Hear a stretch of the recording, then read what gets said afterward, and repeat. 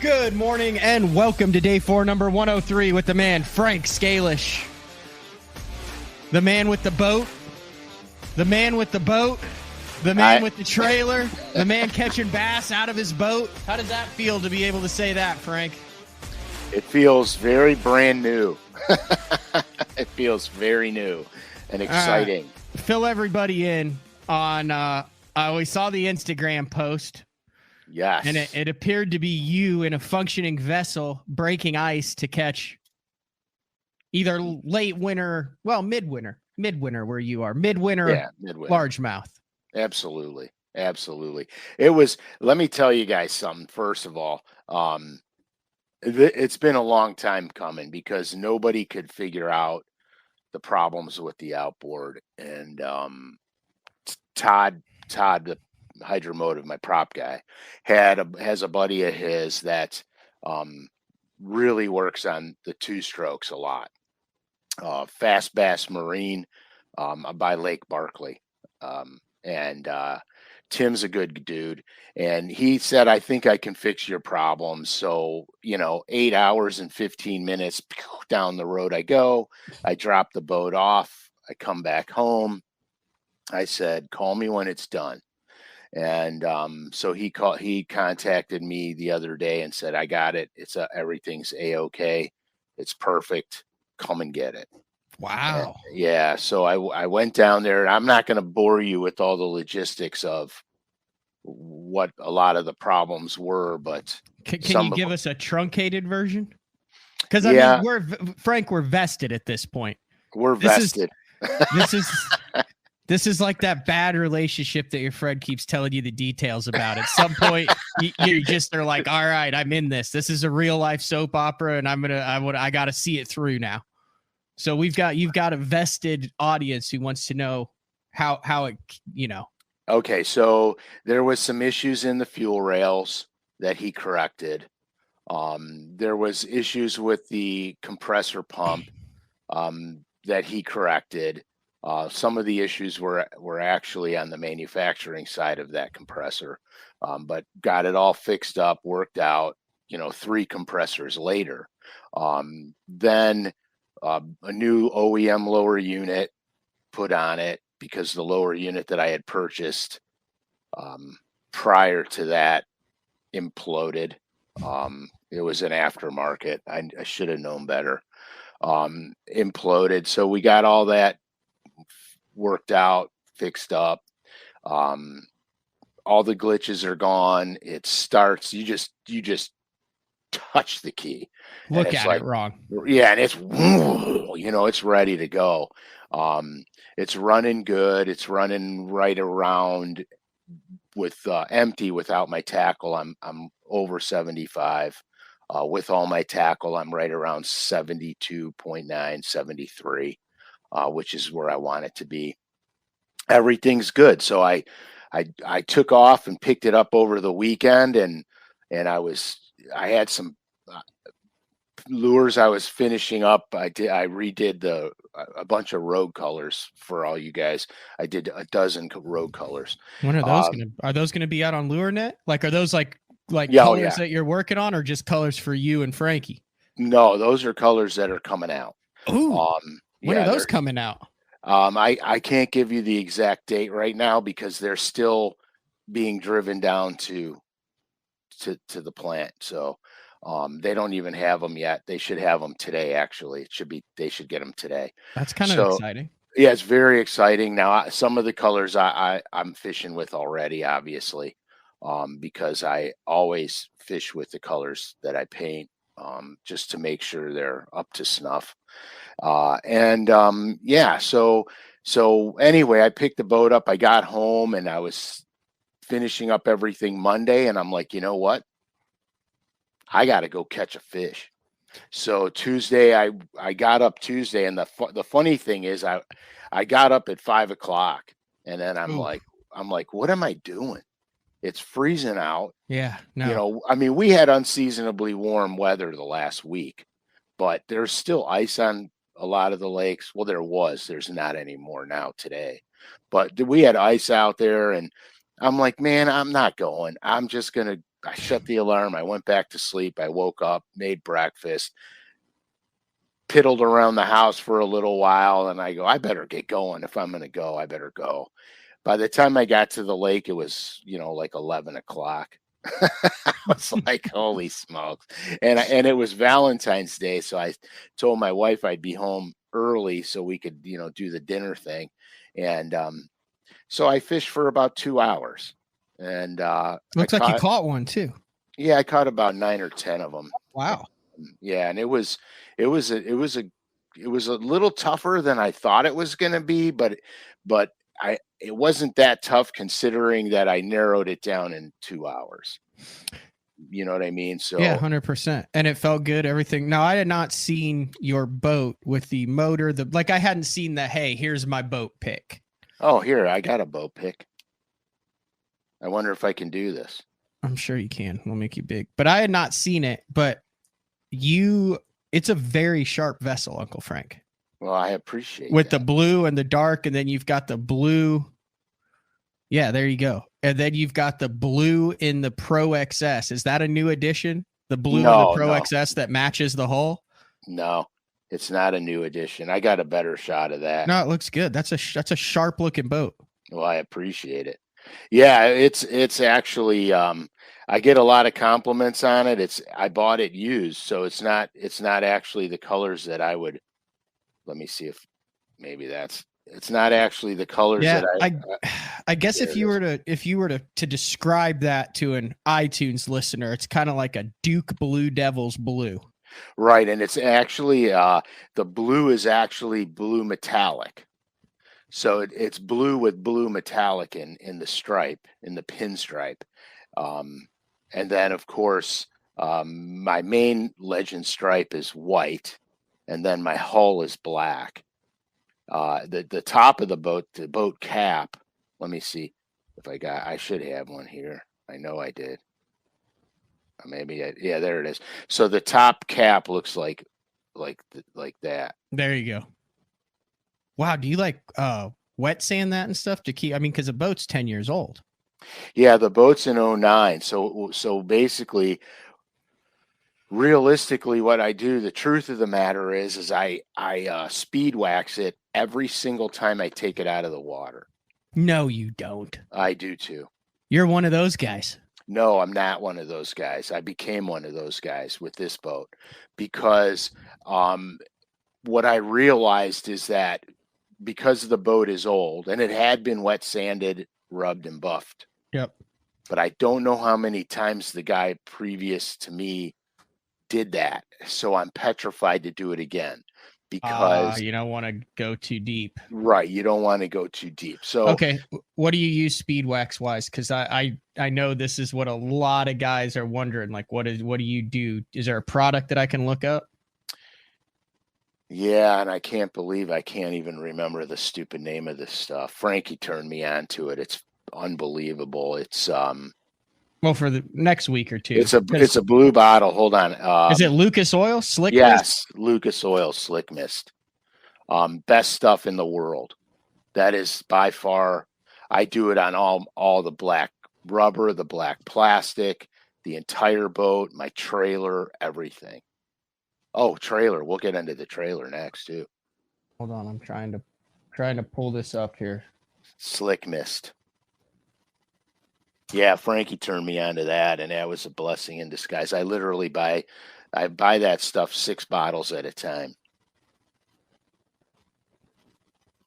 So what happens with that? That's it? Yeah, that's it. Lucas Oil Slick Mist. So what happens with that stuff is when you put it on your boat and you wipe it off the boat, okay? When you go in the water, you don't get a lot of that scum line. And then if you do, truthfully, you could wipe it off with a damp rag. And it comes right off. No water spots, no nothing. Now, what are you using? A microfiber? You just buy a big pack of microfibers at like an AutoZone or something. You throw them in a box with the Slick Mist, and then you just spend 5 minutes, wipe the thing down after every time. Every time. All right, that's not psychotic. No, I'm not Charlie Hartley, where I, you know, armor all the inside of my wheel wells on my truck and stuff like that. I'm not that anal about it, but I do keep it clean all the time, always. I'm just nervous. I want to wet sand it and buff it so bad, but I'm petrified. Yeah, you don't want to get down to the quick. That'd be like doing your nails too much, and then all of a sudden they're like, "Hey, you got no nails left. You need to quit doing your nails." Right. Well, the thing is you get down to the metal flake, you're screwed. Yeah. So I'm not doing it. I'm just not. So I have to keep it clean. But then, I had rust spots developed on the trailer. And then I got holes in the trailer, but I didn't like where the holes were because they were up by my tongue where the triangle part is. So I called my brother. He sold his body shops. Now he's got an off-road shop that he started, F&D Off-Road, in Solon, Ohio. But because he's a truck dude. Anyway, and so I said, John, can you look at my trailer? Blah blah blah. And he's like, yeah, bring it up here Wednesday. So yesterday I brought it up there, and I'm thinking, I'm getting ready to leave town, so I need to get this thing done, dude. What are we looking at? He goes, oh, we'll do it today. So we went in there, and I'm very cautious about, I don't want my trailer to crack in half on the road. So what we did was, I'll just show you the triangular piece we cut out by the tongue of the boat. Okay. We cut that out. Okay. And then basically replaced it. Looks brand new. Yep. It's almost like he's got a body shop. It's almost like he knows what he's doing, right? Yep. And so, and I used to work for him at his body shop too. And you got to realize something, man. Because we were crawling on the ground, on the concrete floor, kneeling down, crawling around there. We got the grinders going. We're trying not to burn the wires. I got cardboard taped up all underneath the bottom of the boat so I don't get the metal chips burning into my fiberglass. We did all that. And I'm holding the wires up, and he's grinding, and there's sparks flying, and I'm laughing. I'm laughing my ass off. I'm like, dude, I'm not built for this crap. It took me 2 minutes to get off the ground. My knees hurt so bad from kneeling on the concrete. That's funny. Yeah, but we got it. I want to go, because there's a lot of people who are still talking about the how you take care of your boat after every time. So I got turned on to the Lucas Oil stuff because every time you get the new Bass Cat, they give you a pack of the Lucas Oil stuff in the boat. Now I also use, and neither of us have any affiliation with any of us. This is strictly on What the Hell Works. And what I'm using, yeah. Lucas Oil A+. The other thing that's A+, and I'll tell you the only reason I bought it, because this stuff is kind of expensive, is because Josh Bertrand uses it, and I really like Josh Bertrand. What? That's a testament. Yeah. To Bertrand. Yeah. It's the Boat Bling hot sauce. Oh, okay. So that gets like water spots. It smells amazing. It does a really, really, really good job. And then when you're done with the hot sauce, you come back and hit them with the quickie sauce. And it dries in like a little bit of a haze. And then you go back with the haze and wipe it, and it, bam, pops. Oh, I'm going to try that stuff. Yep. But the hot sauce is what you use after it gets... See, Jordan says it smells bad. I think it smells amazing. See, I think I would huff this stuff. Yeah, I think the Lucas stuff smells amazing. Yeah. So you hit them with the hot sauce afterwards. After you get off the water, that gets the water spots. It protects the wax, doesn't strip anything, and then you nail them with the quickie sauce. Available on omniafishing.com. Perfect. You could order it before 1 today and have it in your hands by the next day. Yeah, I'm writing it down right now. It says offering the same quick protection as traditional paste wax with the fraction of the time, perfect for fiberglass painted surface and detailed. It's a blend of Montan wax and sealant, fast drying with a classic waxy haze during application. Surface protects for months. Perfect. Look at that. There you go. Outstanding. So that was kind of the thing. I do have a correction. Okay. I made a mistake at the last show. I've never seen someone so tore up over an eighth of an ounce in my life. Well, yeah, because it makes a difference. And I had my jig box here. And for those of you that don't understand what goes on here, all the windows are taped off in here. And when I have the box laying down there, it's dark where my jig box was, and I have every compartment has just a label on it that says, 1/2, 5/16, 7/16, 9/16, blah blah blah. And it was the football jig, the Jewel football jig was a 9/16, and I inadvertently said 5/16. So I wanted to correct that because it was driving me crazy. Because I'm telling you, you're bouncing this thing on the bottom, and then you guys are going to get the 5/16, and you're like, the damn thing never hits the bottom. All right. We're going to be taking questions today for day 4 with Frank SCALISH. So if you have a question, get it in the instant feedback. We'll ask it. I understand there's probably a lot of you guys with split screens. We have the BPT going on at the same time and day 1 of the Bassmaster Elite Series. Perfect. That being said, that being said, get your questions into Frank. But before we get into it, without going the political route, what in the hell is going on with that? And how close is that to your house? Okay, that is on the Ohio River by Pennsylvania, Ohio border near Steubenville. It's actually in East Palestine, Ohio. And what happened was now you guys got to understand something. I did not report on this thing. But you're just an Ohio person. So, I mean, right. Basically there's a chemical spill on a train that dealed, right. And now it's like Stranger Things in Ohio. Right. Yeah, exactly. Stranger Things. I couldn't get through that. But anyhow, 150 cars derailed. 20 of those 150 had hazardous materials on them. And basically one of the axles broke.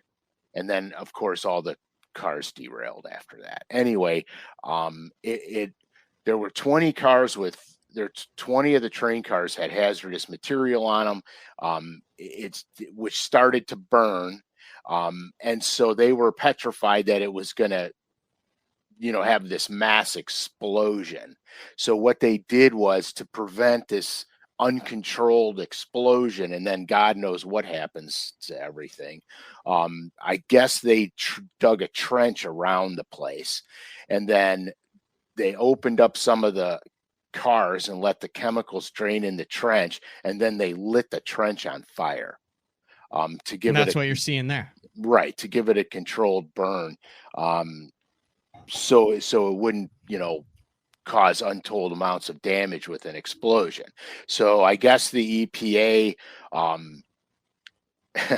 the EPA said they tested and haven't detected any levels of concern. Mm-hmm. But mm-hmm. I'm not a conspiracy kind of guy, but there was a lot of chemicals not to be concerned about. So that being said, one Yes. knocker exclusive colors still available on lurenet.com.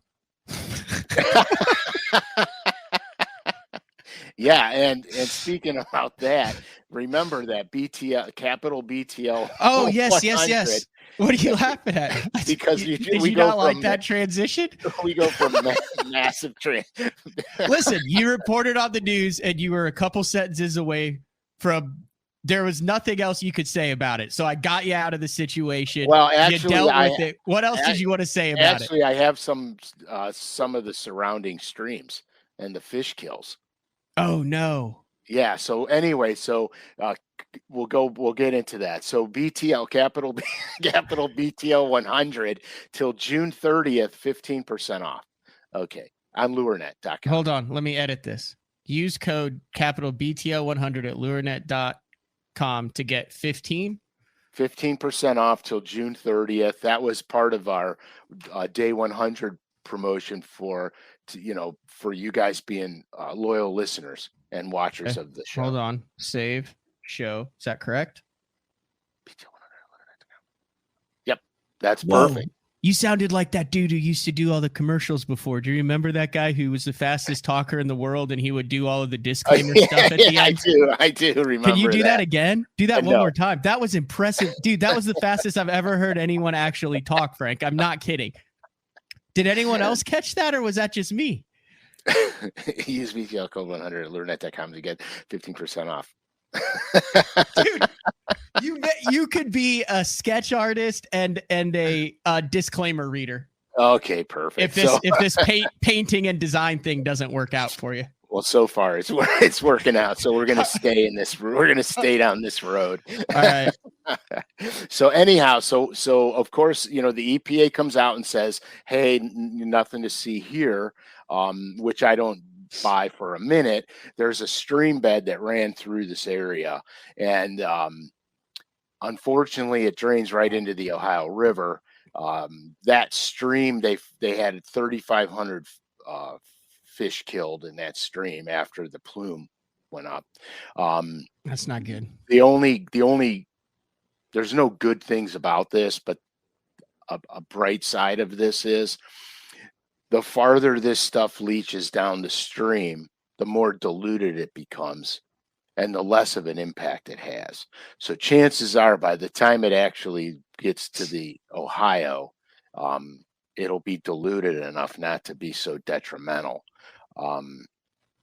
That's that. If that's a positive, I don't know if it is or isn't.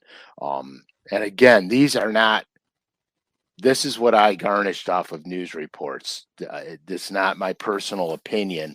It's what I garnished off the news reports. Quite frankly, I have opinions about this stuff, but accidents do happen. What are you going to do? You got to make talk about bass fishing for the next. That's what hour. we're doing. That's exactly what we're doing. We're talking about. I've had several emails. There's also someone on the instant feedback who was talking about it. And it has to do with skirts. You did a football jig episode last week, Frank, and you talked about how you had your skirts separate. Correct. Can you go into a question? How you build the skirts, what you're using as the collar of your skirt, the best way to figure out, because I know it's easy to do. It's very easy. But I also know that if you don't know how to do it, you don't know how to do it, because I don't know how to build a skirt. I've watched it done with the tabs and all that stuff and what you order.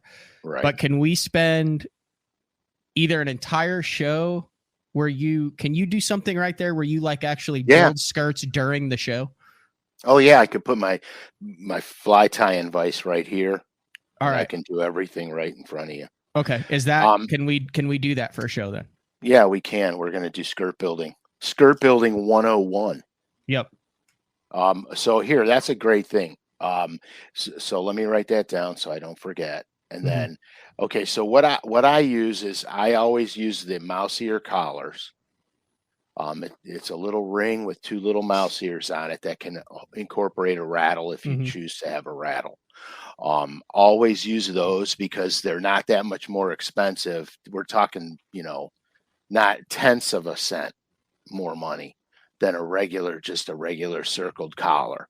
And I always use the mouse ears because I always want the option. Rattle, no rattle. I don't like sticking my rattles into soft plastics because it changes the action of the soft plastic that hangs behind the bait. And I don't like to stick them in the soft plastic when I'm putting them on a jig parallel to the hook shank into soft plastic, because a lot of times the bass crack the rattles. Okay.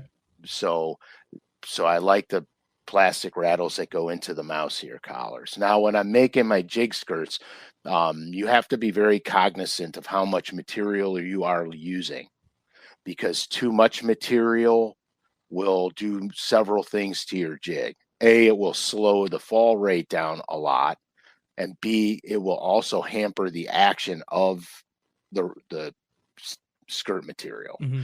And so you don't want to, you don't want that. You want to make the jig, I'm going to say sparse, but not truly sparse in a lot of situations. So what I try to do is I use about 2.5 tabs.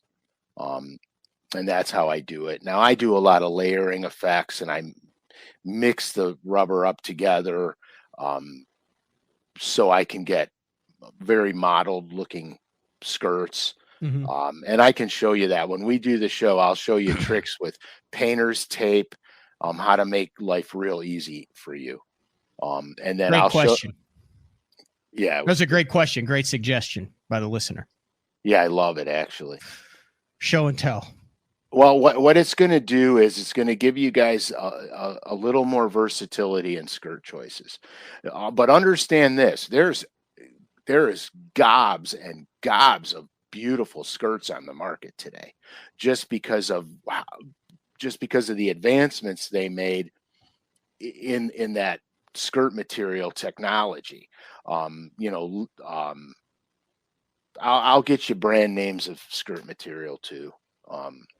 I like it because I need to add that to my arsenal this year, whether it's, traveling around all the country, whether it's a swim jig that I want to shad or a bluegill, a football head based on those colors. So, I'll even show you better ways to trim the stuff up when you're getting ready to fish them. Sometimes you want them to balloon and marshmallow, mushroom out. Yep. Sometimes you want them to teardrop and get real sleek and slender. And I'll show you tricks to that. Listen, this is something that I think is interesting. I wonder if you've ever noticed it. I always wondered why A, mop jig worked, B, a full-size jig worked. Yeah. Because if you put a jig in the water, it's nice, compact, skirts up against the plastic, and then you put it in like a fish tank at a fishing expo, and the thing just goes poof. Right. And you're like, what? Well, if you actually look at a crawfish, you've got tentacles that are 5-6 inches long on a 2-inch crawfish. You've got 6 legs on this thing. I mean, there's a lot of stuff waving around beside the actual body. And that gave me a lot more confidence to use fuller skirts on football jigs because it actually represents what they look like on the bottom. And I also wondered, well, why the hell would something that's the color of a rock and look like a rock when you're not dragging it? Why would you suddenly feel donk? Because it's because of that skirt. Yeah, it's always moving. If you do it properly, it's always moving in the water. If you do it improperly, the jig's too bulky and it just clunks. Mm-hmm. It doesn't want to open up. It doesn't breathe. So you want it to breathe. There's times when I'll do real sporadic skirts, even on spinner baits. There'll be like barely any skirt material, but that's a different issue altogether. So we can deal with that. Okay, Stu, with a question. He says he's from Northern Kentucky. He's trying to learn the Ohio River near Cincinnati. Do you have any tips for that productive juggernaut of a fishery? Yeah, you gotta figure out, okay, there's certain pools on the Ohio River that fish better in the creeks, and there are certain pools that fish better on the main river body itself.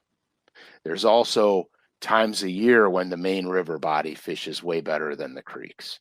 So as a general rule of thumb, in the spring, you're going to look near or in the creeks. Those fish are going to go off sooner. You have to realize there's some fish on some of the bigger creeks and river systems that never really go back to the Ohio. They get up there and they stay there. And then there's a faction of fish that live forever on the main river of the Ohio.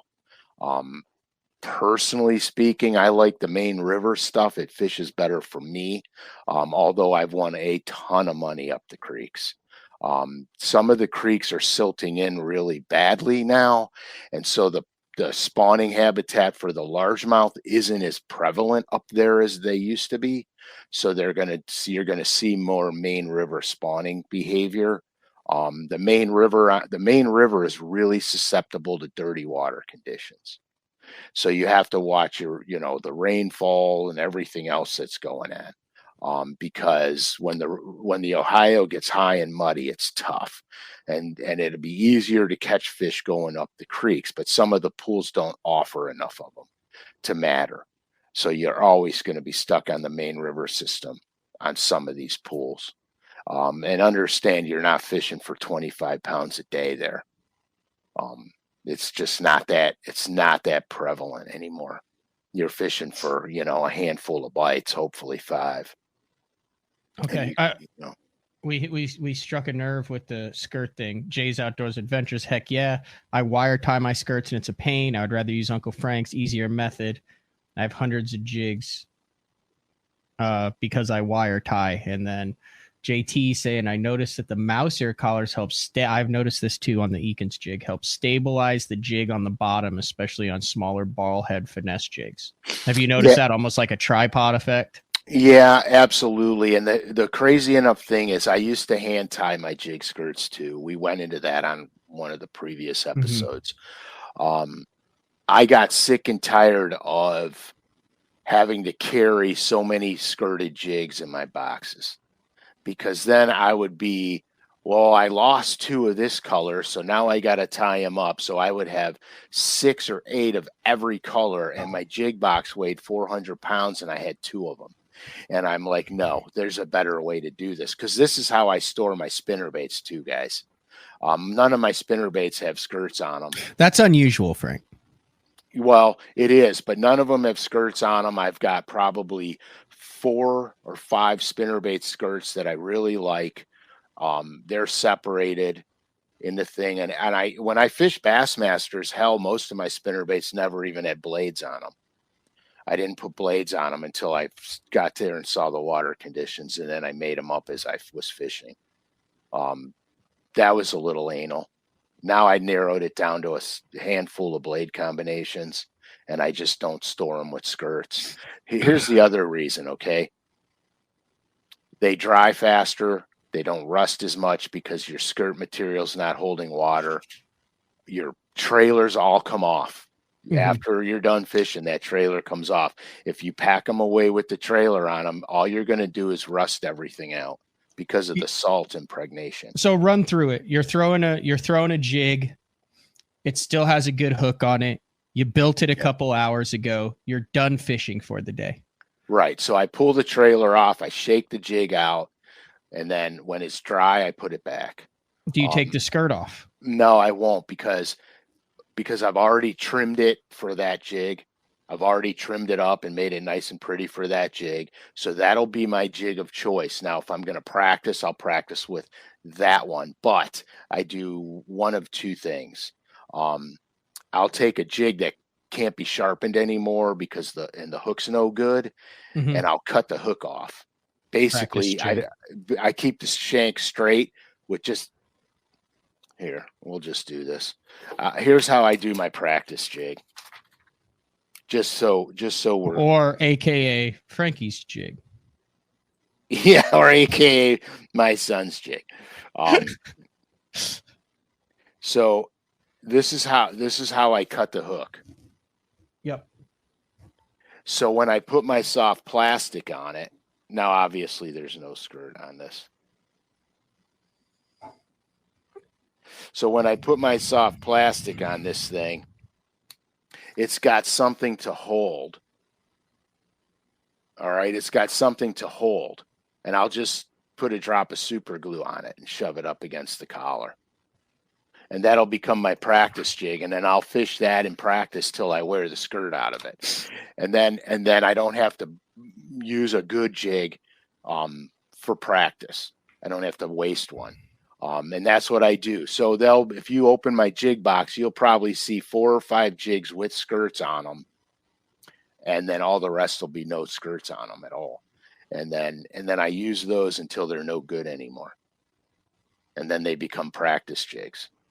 But see, now I don't fish the tournament trails anymore, so now they're all. Yeah, you got no need to be shaking them off now. It's no, there's no shaking. There's you no eat Uncle shaking. Jig's Uncle Frank's jig, and you meet Uncle Frank. You meet him in person, hand to hand. Yeah, the only shaking going on in my boat is when I get a big one, because I still get amped up and excited. Every time I get a bite, it's like the first bite I ever got. I'm just like so amped up over it. I'm calm in the boat. Mm-hmm. I don't get like, wow. In fact, Frankie will tell you half the time he doesn't even know I got one on until it jumps. Dude, you were getting amped on the crappie. Oh, dude, yeah, dude, come on. Come on, man. I've caught more 2-pound crappie with you in 2 days than I have my entire life. All right, Doug wants to know from Ohio what baits to throw in 39 and low 40-degree water. That's pretty much just go back and watch any of the winter episodes for day 4, right? Yeah, but it's pretty simple. I mean, I lean on the jerk bait, the flash mob, some crankbaits and jigs. Most of the just time, pick 3, like the 3 main ones if he was going to go out there, because I think you've covered it. Jerk bait, flash mob, jig. Yeah, there you go.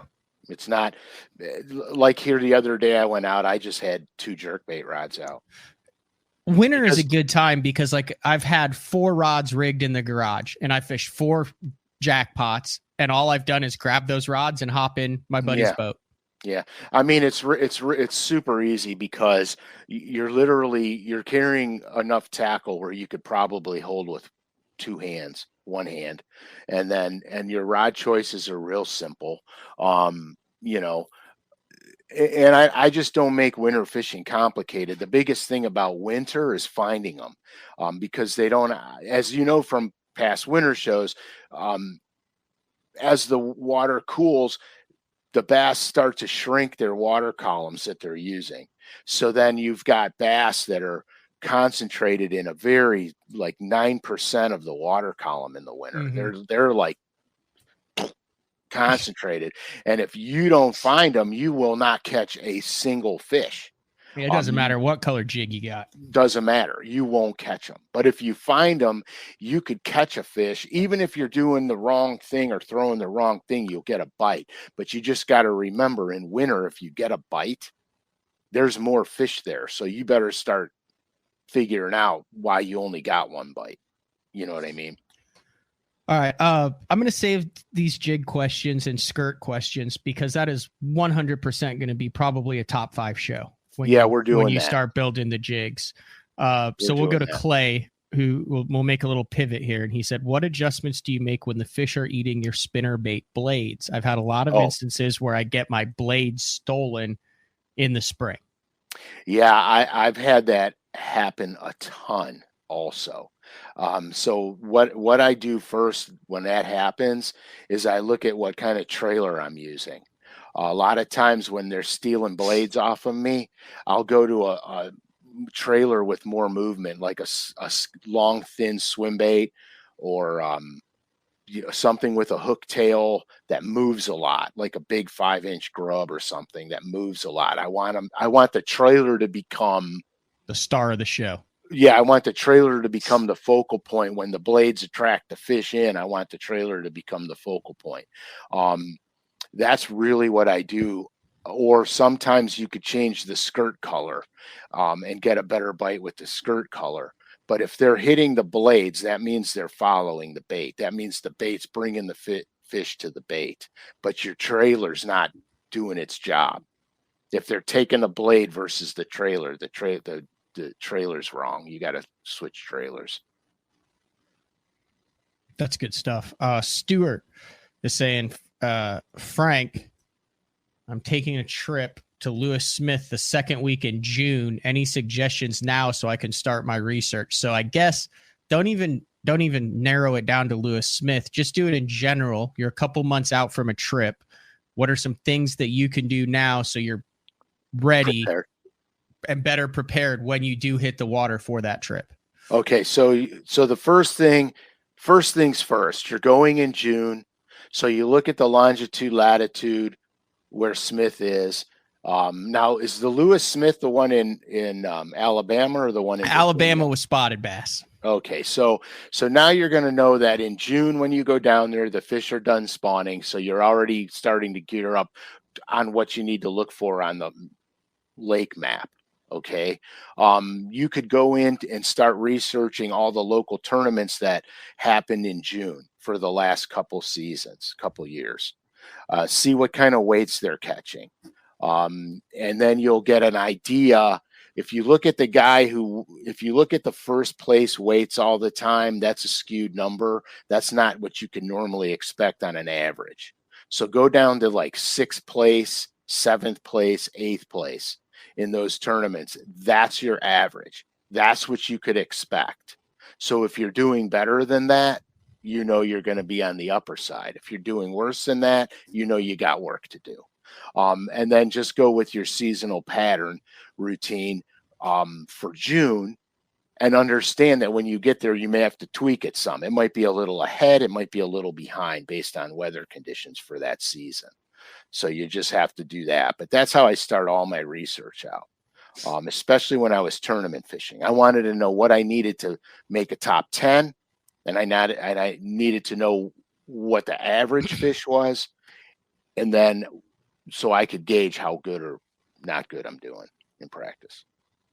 Jordan wants to know, when do you choose a trap versus a square bill versus a chatterbait? Okay, it's not necessarily it's not necessarily muddy, cold, whatever. It's based on the fishery that I'm fishing. If Okay. here, look, my rattle bait fishing is very specific. So I know if I'm fishing if I'm fishing gravel points, tapering banks, I'm trapping. If I go to there's a lot of blowdowns and what have you, I'm going to have my spinnerbait and my square bill out, and then the fish are going to tell me which one I need to be throwing. They never lie to you. Well, they lie all the time, but the reality of it is, on that given day, I've had situations where if you put the spinnerbait down, you were a moron, and I've had days where if you put the square bill down, you were an idiot. So the fish are going to let you know what's going on. Now, personally, between us, when I'm fishing blowdowns, I almost prefer a square bill. Just because it roots around, it ricochets, it does all kinds of stuff. I've had phenomenal spinnerbait days on blowdowns, but I've had a lot more on square bills. Just to go back to the trailer question where it was eating the blades, Clay said that's perfect. He usually uses a Fluke Junior as a trailer, which has no action. So correct.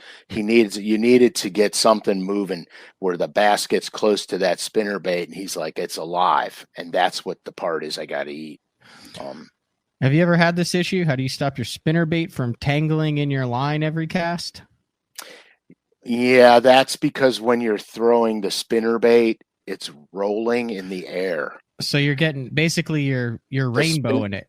The spinnerbait's tumbling. Yeah. So to prevent the tumbling, don't try to whale a cast out there. Do it nice and let the rod load up and let the spinnerbait go. And it'll keep the spinnerbait, the triangle blade of the spinnerbait, when you cast, it'll keep it from tumbling. And that'll do your thing. The other thing, if your R bend is an open R bend, that helps a lot. But if it's a circle, it'll tangle a ton of times, because sometimes the spinnerbait, when you go to cast it out, it flips on itself. So open R bend is a little better than a closed one. Great question from Steve. When you're throwing a jerk bait, do you keep your boat moving, or do you jerk while the boat is stopped? Like, how are you doing your boat when you're throwing a jerk bait in the cold months? Okay, so this good question. Yeah, it's a great question. This basically depends on the aggressive nature of the fish for that day, or how much water I have to cover. So I'm always when I make my cast, I stop the boat in the wintertime. and I fish the cast without the boat moving. But I'm moving the boat constantly. I'm not sitting there in one spot making 50 casts. The bass are going to let you know they're there. I'm constantly moving, but when I make the cast and I do my retrieve, I want everything stationary because it's not warm. It's not as the weather's warming up and you're with the jerkbait, doing all that. It's, I pull it down, I twitch the rod tip, I leave it there and leave it there. And then I move it a little bit and leave it there. And then do with the rod tip and then leave it there. You're doing your cadence is very slow. Your pauses are much longer.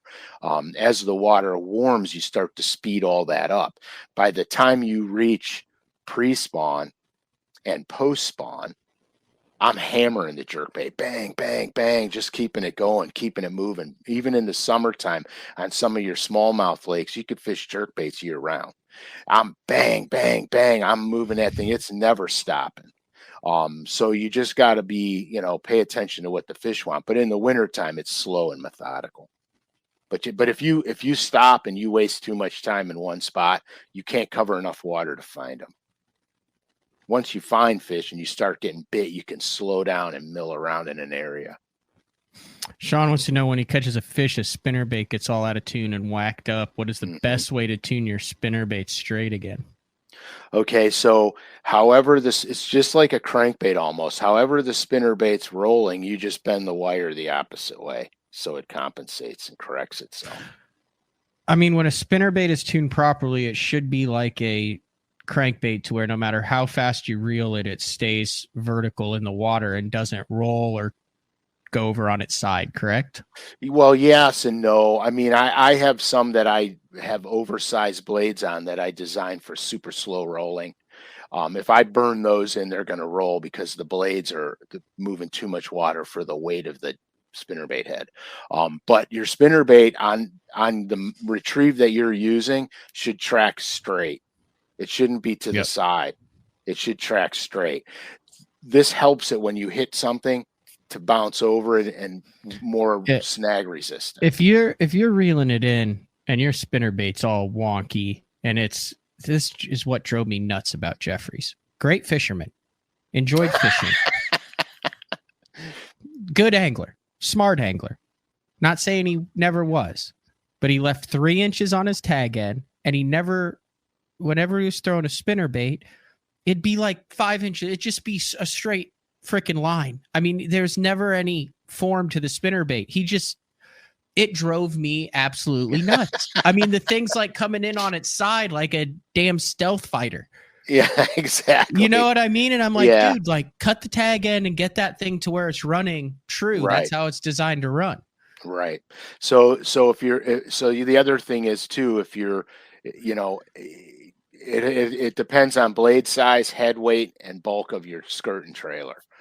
Also, but like I said, I have spinnerbaits that are designed for nothing but slow rolling, and that's a whole different story. I'll let you answer the toughest question of the day.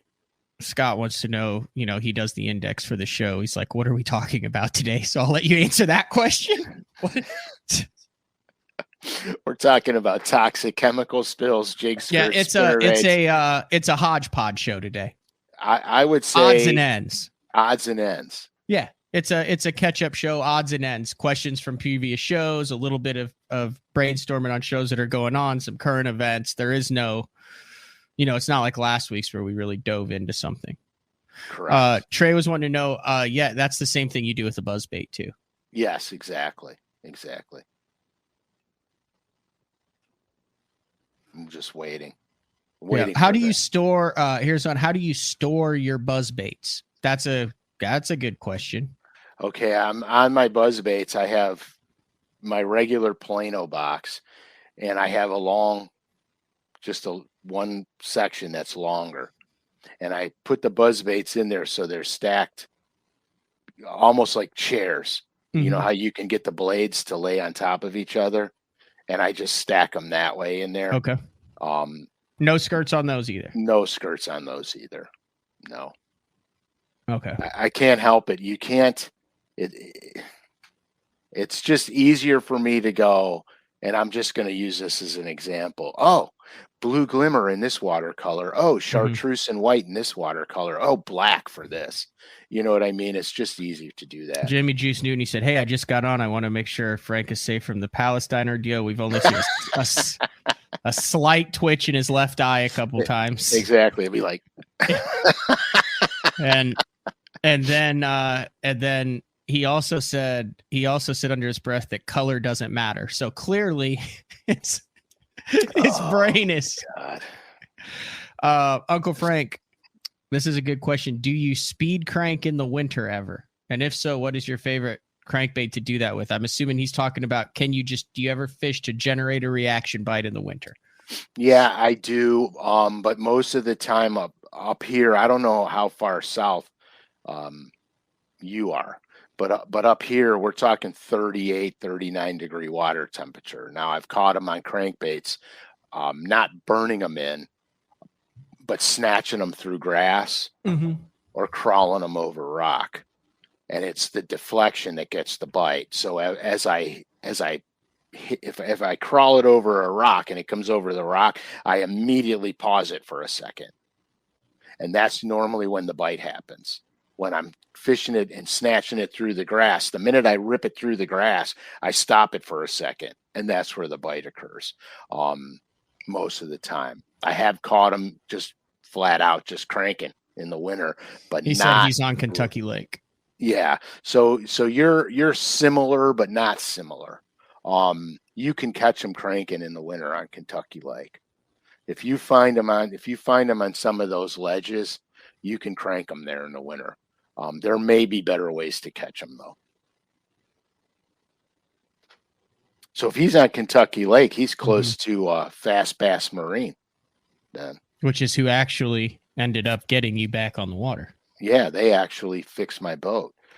And I am very grateful. And it was worth the 2 trips of 16 hours to do it. Have you ever considered doing any guidance stuff, Frank? I used to back in the old days, and I am not ever considering it. Just not your thing. No, I mean, I did. The steelhead game was fun. It was fun guiding for steelhead. It was you're one-on-one. You're down and dirty. You're wading in the creeks, you're wading in the rivers, or float boating them, and it's kind of fun.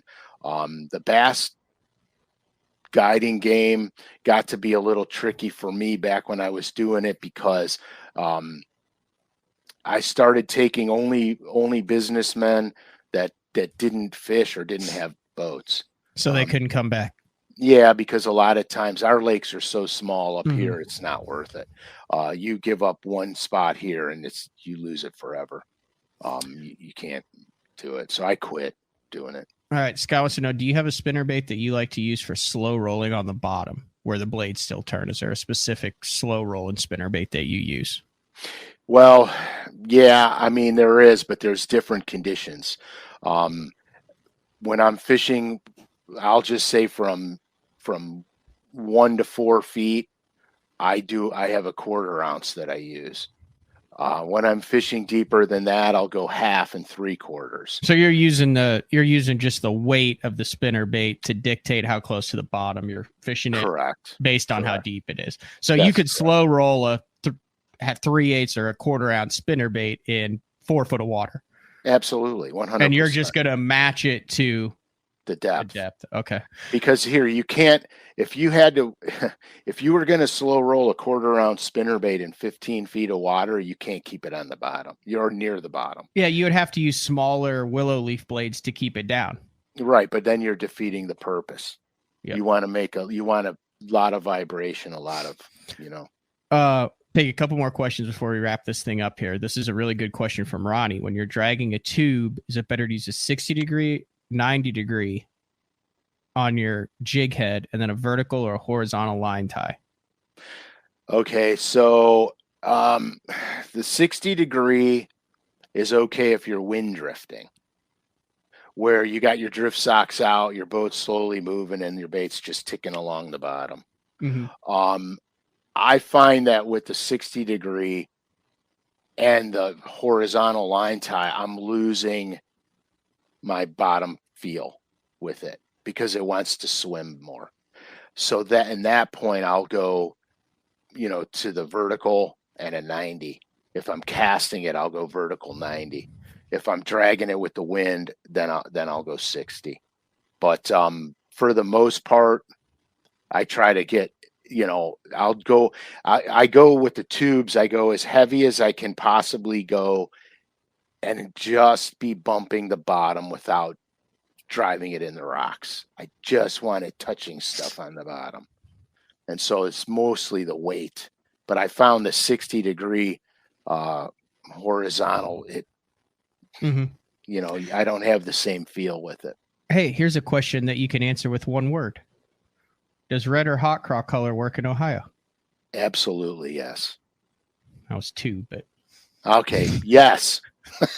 Or wait, absolutely. Either of those.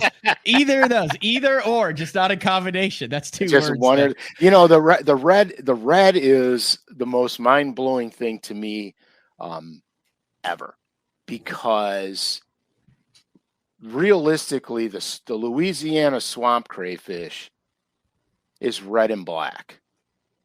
There are some reddish colored crayfish in Texas, but red works in cold water periods all across this country, no matter where I'm at, and no matter how clean the water is, it works. It just blows me away how that works. Frank, show 103. It's been a mellow show today. I've covered a vast array of topics. I do want to remind everybody I have the Hanes Beefy Tea Day 4 loaded to the cork shirt. A lot of you guys have bought it. We've seen a lot of the comments and the deal. That is, for lack of a better phrase, that's how Uncle Frank is probably going to pay for the boat and the motor. No, I'm going to cut out one of my kids' college. Couple months of college. You're fixing to have one kidney here pretty soon. Yeah, my one son's not gonna graduate this year. Sell the kidney on the black market. But that is still available. BassZone.com shop BTL that you can get the loaded to the cork stuff still, and all the rest of the Bass Zone merch. And then we are a week or two away. Well, we got, what is today, the 16th? We'll have a show next week. And then we're just like 3 weeks away from the Bassmaster Classic. So we'll have more info on where, because you will be there and I will be there. Oh, yeah. So we'll have 100%. More info on where, when, and what that you can come meet Uncle Frank at the Classic. And then as far as all of the winners and all that stuff that we have done, giveaways on the show, all that stuff is out and sent. It's out and sent. It is out. Gone. Ready to be knocking at your door and get it. Good stuff. All right. Like most people, I think we'll probably then transition over to either the BPT or the Elite Series, depending on what your flavor is, or you can split screen both. Absolutely. Split screen both. There's nothing wrong with that. Frank, glad to hear you're safe from the plume. I'm safe from the plume. And a little hodgepodge show today, but this has been day 4, number 103. Yay. With the man, Frank SCALISH. We will talk to everybody. Well, I'll talk to everybody Monday, but we'll see you next Thursday, Uncle Frank. Absolutely. Get back out on the water 3-4 times this week. You got the ride. You are locked and loaded. You're fishing. I'm fishing. All right. We'll talk to everyone next week. See ya.